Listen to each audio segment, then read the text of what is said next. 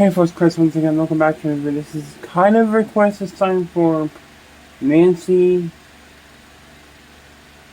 Marcus. I hope I'm saying her name right. I'm sorry if I'm not so good with names, but thank you so much. She wanted me to do a video on the murder of Marcus Fiessel. Now, gotta be honest with you guys, I cannot talk about it that much because it involves a kid, and sometimes this stuff is hard for me to talk about. So I'd rather react to a video and then explaining it through the video than talk about it by myself, because the things with kids kind of saddens me. So I thought it'd be a good time to react, and then say stuff about it rather than talk about it and be uncomfortable, because I would pause 1,000 times during the video. This ain't gonna happen for all these cases, but for this one, I'm doing it because this stuff is hard for me to talk about. So I thought I'd have a YouTuber talk about it with me, if you know what I mean. So let's check it out.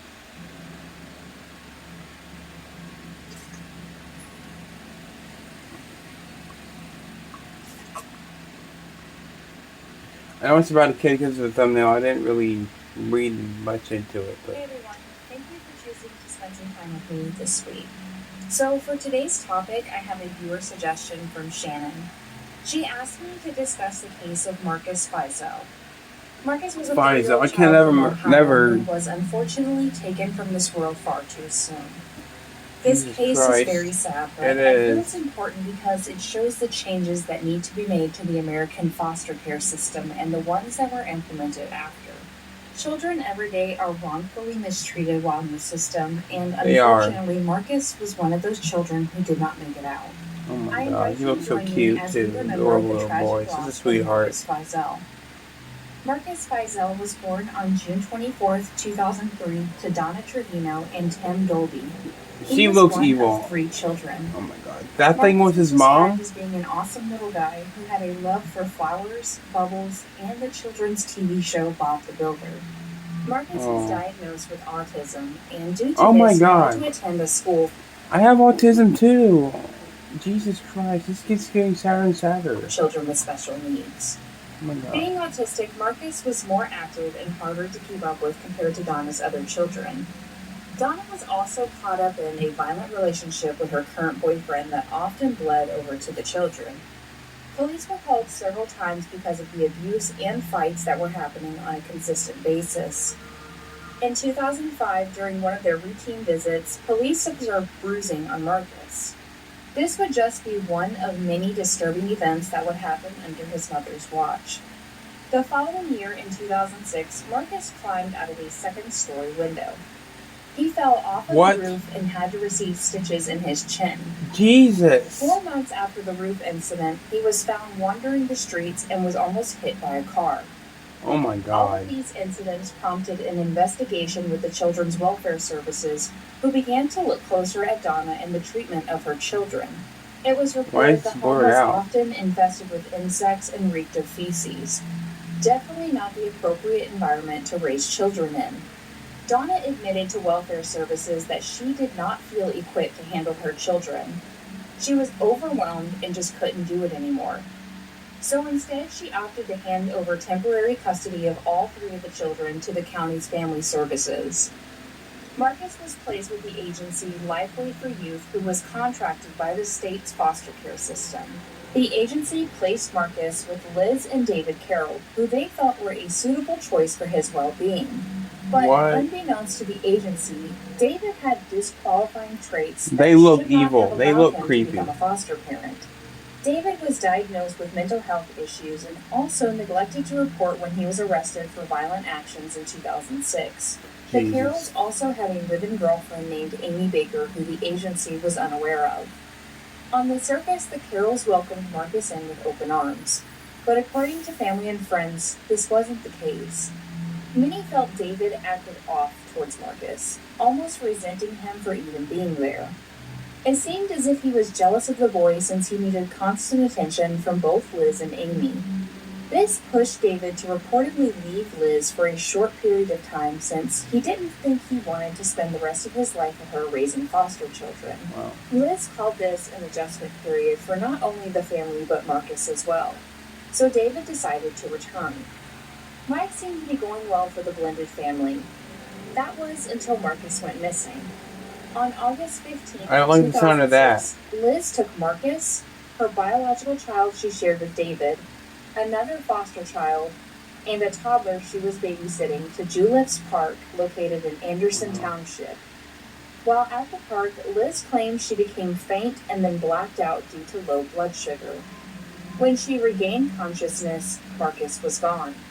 Liz contacted authorities immediately and a search began. Hundreds of people, community and law enforcement, along with search dogs, focused primarily on the area around the park. Others branched out to search the nearby neighborhoods. They searched throughout the week with no sign of Marcus anywhere.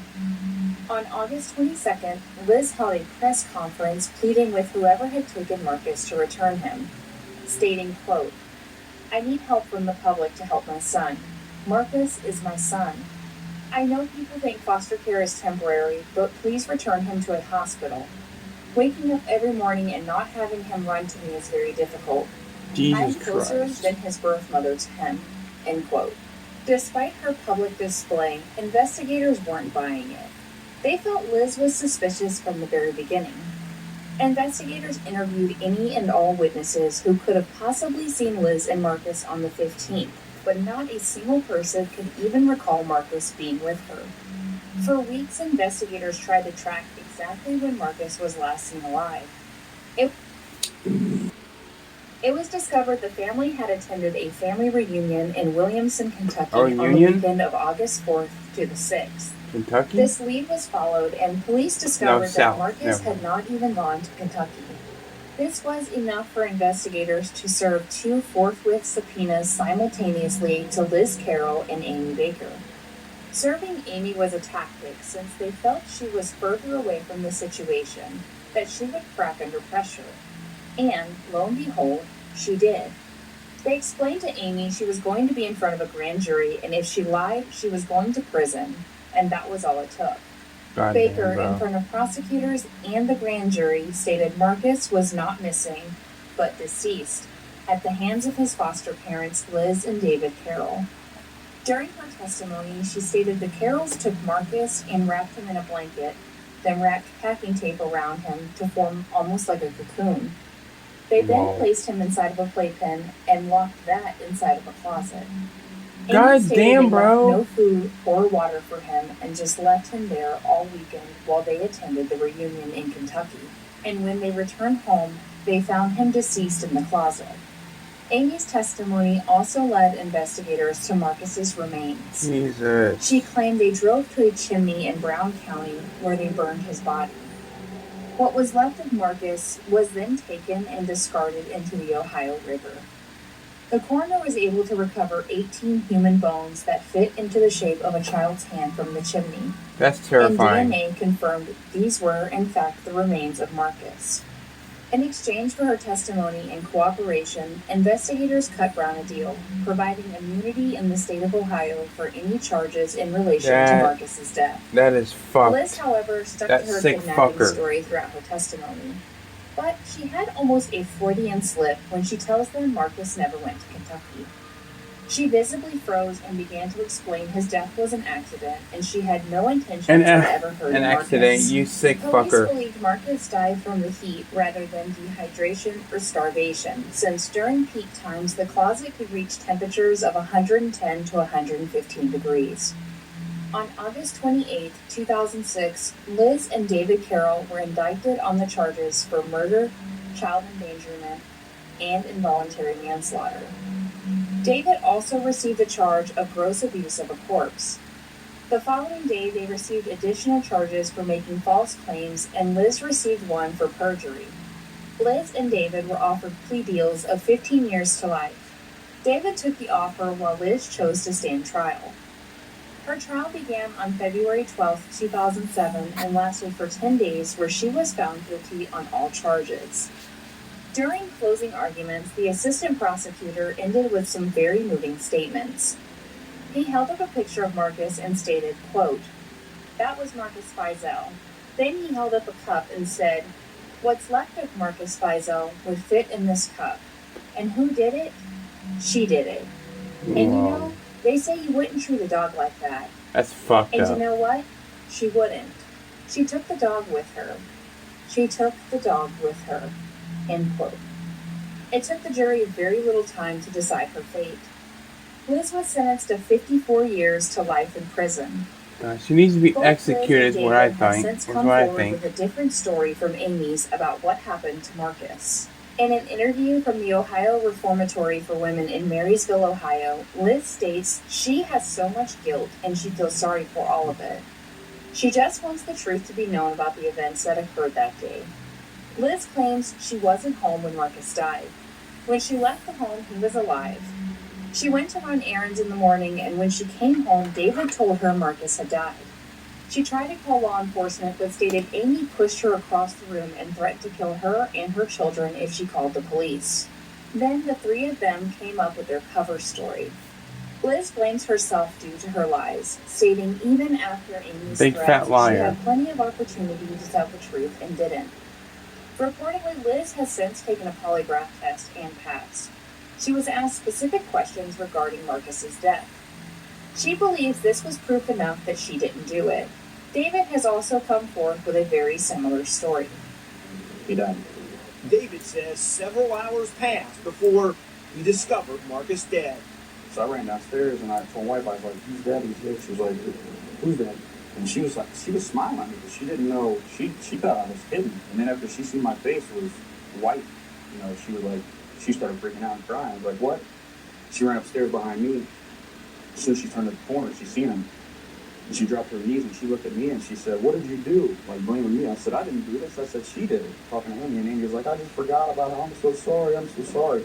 My wife immediately goes to grab the phone. And Amy grabs the phone. She's like, "No, she's like, "You can't call the cops. You can't call the cops." And Liz like, "Oh, I'm calling the ambulance. I'm calling the ambulance." And he's like, "Well, no, he's already dead. It's not going to do any good to call the cops or ambulance or anything else, whatever." And Liz was like, we got to. So Amy grabbed the phone from her. Her and Amy got into like a little argument. Amy started pushing me, grabbed the phone out of her hand. She started saying, "You've seen what happened to Marcus. That can happen to your kids too if anything like this gets out." Amy did eventually serve time on drug charges and was sent to the same facility as Liz.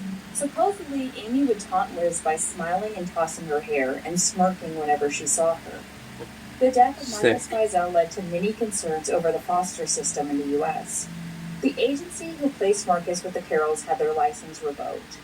Many bills have also been passed in order to make positive adjustments to the way the system works. Specifically, the Ohio Supreme Court adopted Rule 48, which provides a guardian ad litem to every foster child. This guardian is meant to act as a liaison between the court and the foster system to assist in the court's determination of a child's best interest. Many of the placement agencies have also modified their procedures and intensified background checks for potential foster parents. On April 21st, 2007, the chimney where Marcus's remains were discovered was demolished and turned into a memorial. I felt obligated to discuss this case because it's just not fair. This sort of thing shouldn't have happened, and it hurts to know things like this still go on. And we just gotta do better, man. Yeah, we just gotta do better. May we never forget the young boy who was wrongfully handled by our systems that were meant to protect him, or any child for that matter who have ever been in this situation, or who are still in this situation. It's rough, honestly. But, as always, if you found this video to be informative, please consider giving it a thumbs up. Thank you guys for always showing your support for me and continuing to send such loving and kind words. I couldn't ask for a better community, and I'm thankful that we just keep growing. You guys really are the best, and thank you for making my week. I will see you in the next one. Yeah. The biggest reason I didn't want to talk about this case sitting down is because I would tear up a lot, mainly because there's actually a incident in our neighborhood where a child and somebody named Angel, who was a child, he passed away, and because he got into a argument or a car accident. His mom was okay, but he had his ribs broken and his neck was dislocated, and he's in the hospital and he's not doing too well. Which is why I didn't want to talk about this case, but I thought I'd react to it just in the form of something, because I want to do something for this person who commented. I just didn't know how to without crying my eyes out on camera. But reacting to it makes it easier because you don't have to talk about it yourself. I mean, it's just a way. But one day I will talk about this case, but not right now. It's just too sad for me. But yeah. Hope you all understand. Thank you for watching. Take care. See you in a little bit. Peace.